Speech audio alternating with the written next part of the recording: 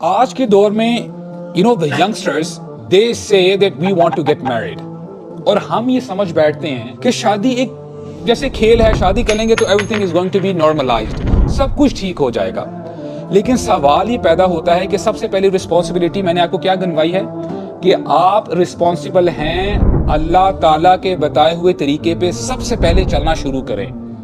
جب آپ یہ رسپانسبلٹی لیتے ہی نہیں ہیں, you don't know that you have to control your eyes.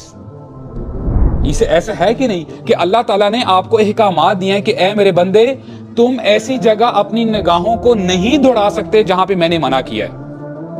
You can't talk whatever you like to talk.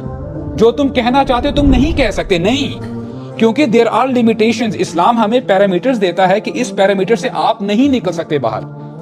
آپ کی ڈیزائرز آپ کو بہت کچھ کہہ رہی ہوتی ہیں, لیکن جہاں پہ اللہ تعالیٰ کا حکم آ جائے کہ یہ کام نہیں کرنا, then we have to stop.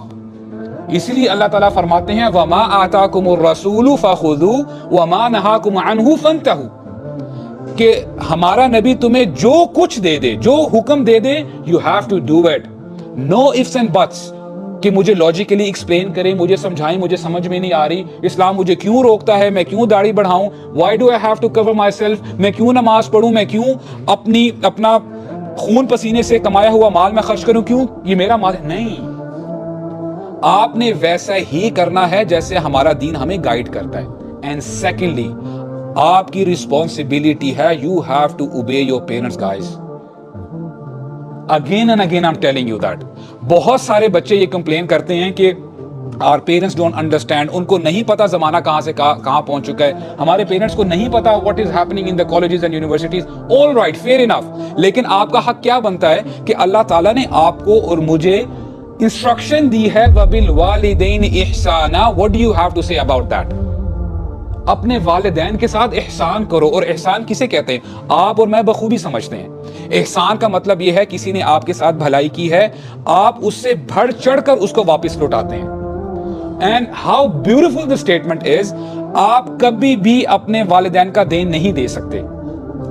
alright, آپ احسان کر ہی نہیں سکتے.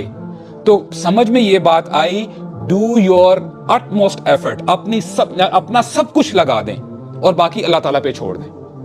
Do you understand the point? اور جس دن آپ رسپانسبل بن گئے نا, جب آپ نے اپنے والدین کی خدمت کرنا شروع کر دی, جب آپ نے ان کی بات ماننا شروع کر دی, you will see the changes. اور کوئی بڑی بات نہیں ہے کہ آپ کے پیرنٹس خود آپ کو بتائیں گے کہ ہمارا بچہ سمجھدار ہو گیا, now he is ready to be married.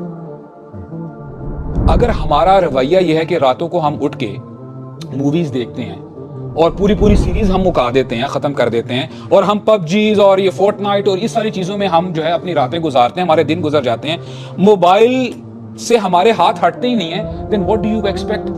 And at the end of the day, if we go to our parents, بابا پلیز شادی کروا دیں, what answer you are expecting them? I mean literally, ask yourself. تو اپنے آپ کو responsible بنائیں, یہاں تک کہ آپ کے پیرنٹس انشاءاللہ الرحمن آپ کو کہیں گے our son or our daughter now she is or he is he's ready to be married انشاءاللہ الرحمن. اور اس کے ساتھ ساتھ انشاءاللہ الرحمن پیرنٹس کے لیے بھی میں ایک ریکویسٹ یہ کروں گا, if you see your children are responsible, اور اللہ تعالیٰ نے اگر آپ کو توفیق دی ہے, if a new individual come in your house, اس سے کچھ نہیں ہو جائے گا. اگر جہاں پہ 5 breads بنتی تھی ایک اور بریڈ بن جائے گی, nothing would happen. all right, تو انشاءاللہ الرحمن this is how we can protect the society. اللہ تعالیٰ ہمیں سمجھنے کی توفیق عطا فرمائے.